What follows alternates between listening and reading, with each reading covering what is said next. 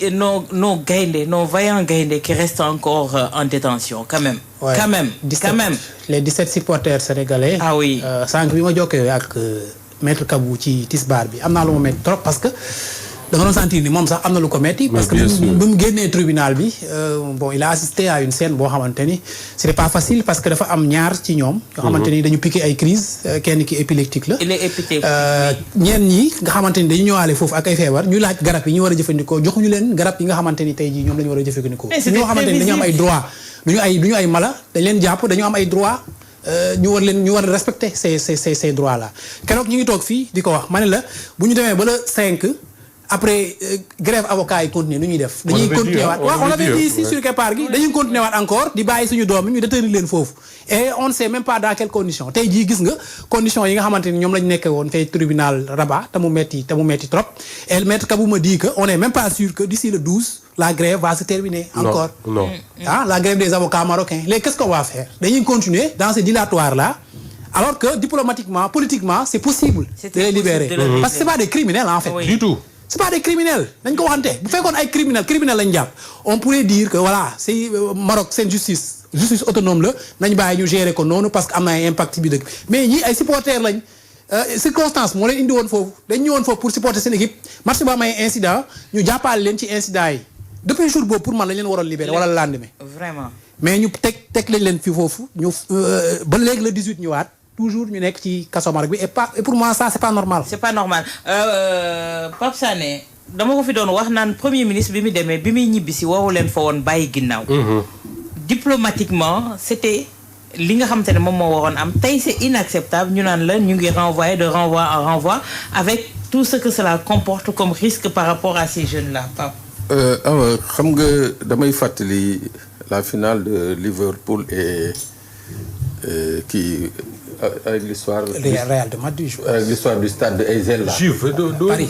C'était à Paris, non? C'était d'accord. C'était en Belgique. C'était en Belgique. ba mu am les morts là. Les 23 morts là. non bi ngay wax yàgg na moom. loolu yàgg na. Voilà. waaw les supporters de Liverpool def nañ ko Paris yàggul la finale Ligue des Champions contre Real. waaw bi c'était au stade du Eysel à Bruxelles. awa bi mu amee. ca saa si le lendemain nañu juger les supporters les hooligans. dañ leen jugé justice ba daf leen jugé ci saa si le lendemain libéré leen ba pare ñoom ñëpp mu dóor leen interdiction de séjour en Belgique ba pare suspendre UEFA suspendre Liverpool le stade de Liverpool bien vrai que ça s'est pas déroulé à Liverpool mais dañu suspendre le stade de Liverpool interdire seen supporters yi je crois pendant 2 ans 3 ans ñu voyager à travers l'Europe xam nga loolu mooy pour tontu sa question tey jii waxuma sax peut-être ñu libérer leen ñu ñëw Sénégal mais on a un consulat là-bas. On a un consulat. En attendant que cette grève-là qui perdure daal di arrêter qu'est-ce qui empêcherait ñu placer les sous liberté provisoire on les confie au consul du Sénégal là-bas. En attendant que cette grève-là jeex ñu ñëw bon muy benn ñaar je ne suis pas sûr. D'après ni ma dégloo maître Kabou que loolu mun a empêcher les avocats sénégalais yi nga xam ne moom la état dépêché foofu. ñu plaider.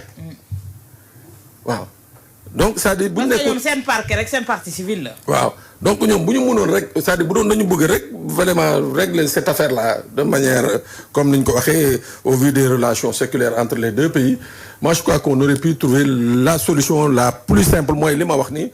ñu jël leen on les met en liberté provisoire et on les confie au consulat du Sénégal à Casablanca. à Rabat en attendant. mbir mi am mais nii muy demee nii effectivement Moustapha a raison bu grève bi jeexul le 10 on fait quoi. On continue. le 12. Le 12 mais finalement avocat yi nga xam ne ñooy def le balai là di dagg billet di dem benn moment écoute c'est de l'argent. Est-ce que ces gens on va pas les oublier voilà on va pas les oublier entre guillemets dans les prisons marocaines et ça ba kañ est-ce que duñu xaar ci ñi nga xam ne ñoo feebar kenn am ci un malaise ou bien que l'irréparable se produise pour que ñuy mën a kii moi je crois que vraiment il faut mettre en avant la fibre diplomatique.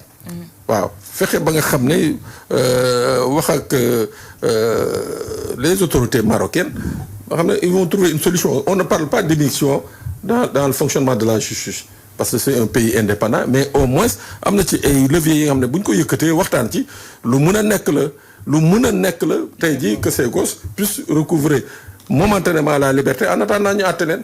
Moustapha, le meilleur moment pour moi c'était bi fa premier ministre nekkee.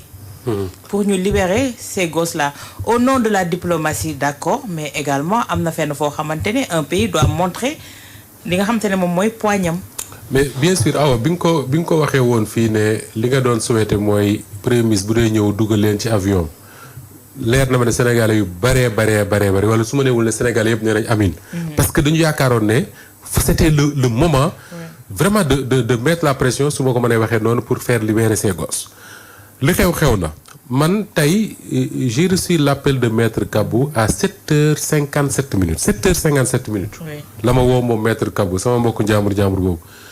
pour m'alerter ci situation wu xale yi nekk foofu wax ma lii nga xam ne moom la ayoo ba wax que ni effectivement am na ci ñaar ñoo xam ne dañ fa am crise et loolu man sànq rek maa ngi ci waxtaan ak un médecin mu ne ma mais loolu su amee ce que les avocats doivent faire mooy porter plainte contre le Maroc déjà.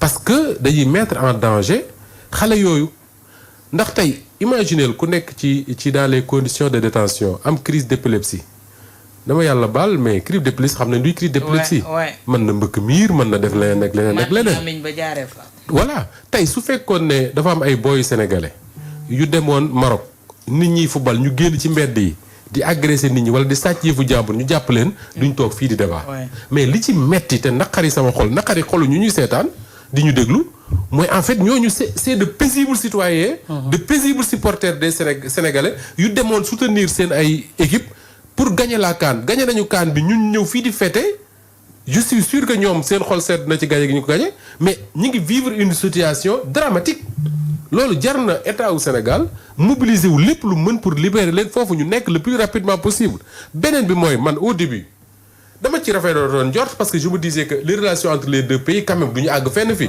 mais de plus en plus nañu waxante dëgg le constat que tu fais nga ne mu neex la mu naqari nga nañ ko nangu rek mooy les Marocains ils cherchent à se venger finalement. loolu mooy dëgg loolooy dëgg. ils n'ont toujours pas digéré ce truc là. ils n'ont pas digéré la défaite ils cherchent à se venger et ils cherchent à jox benn tàngal seen opinion publique jox benn tàngal seen opinion publique mooy wut lu leen neex ne leen équidé gars yi gagné nañ ñu def nañ def ba yóbbu coupe bi mais ñu téye fii. Voilà. Mais nous, au nom de la diplomatie, tey moo tax ñuy doxalee ni ñuy doxalee. Quel devrait être le comportement des autorités non, mais face à cette situation-là? Gis nga je suis pas un grand fan de Nicolas Sarkozy. Mais dafa am yoo xam ne man c'est vrai que réew yi seen diplomatie bokkul seen doole bokkul parce que doole réew aussi ça compte. Nicolas Sarkozy xam nga ñun ay supporters ñoo doon supporter xeex am fa ñu jàpp leen mais Nicolas Sarkozy ay doomi France ñëw fii ci Tchad. ñu jàpp leen ci ay trafic ay xale. roppalaal la jël jóge France wàcc N'Djamena ba muy départ xam nga lan la wax. lu ñu mënti def dinaa leen fa jële. c'est ça.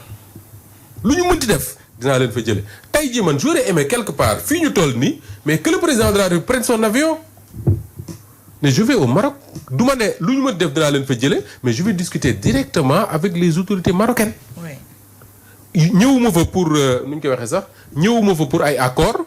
ñëwuma fa pour de l'économie ñëwuma pour visiter loolu Ousmane Sonko def na ko c'est réglé lenn moo fa yóbbu mooy xale yi jóge fa bu ñu àggee ñu waxtaane ko ñu jóge fa parce que quand même si c'était des bandits man duma ci nekk di wax mais c'est des supporters sénégalais je crois que c'est Pape Mokhtar Diallo moo ko wax fii mais ay nit la yoo xam ne ñenn ñi ay liggéeykat lañ ils avaient un salaire au Sénégal amoo benn garantie que ne danañ ko garder bu nu ñëwee. ñeneen ñi dañu war a joxe dépense. ñeneen ñi extérieur lañ jógee. mais voilà. dañu amoon congé daw si ñëw seetaan si. voilà te waale seen équipe. voilà man je connais des gens yi ma may nekk France je connais des Sénégalais yu dagg seen billet jóge fa dem seetaani am na koo xam ne d'ailleurs ma ñibbee fii la ma wax ne ma est-ce que doo ma lijjantil billet parce que dama bëgg a dem Maroc seetaani mais il paraît billet stade yi jeex na ma ne ko wóorul da ngay dem foofu stade di taxawal ci mbedd yi parce que apparemment y a plus de billets. am na ñoo xam ne dem nañ seetaani yeneen match final bi ñu bëggoon a dellu mais ku ci dellu woon ñu jàppale dans ces conditions là mais soo delloo ci tubaab bi da ngay ñàkk sa liggéey ah. bien sûr. mais loolu na ci état bi jóg nag jot na. malheureusement. voilà ñu terminer ak dernier point bi le président tey jii mi ngi Tambacounda après Kédougou dafa nekk tey Ayoba ci zone boo xamante ne zone bu bëri meññeef la plein de richesse mais très pauvre très pauvre.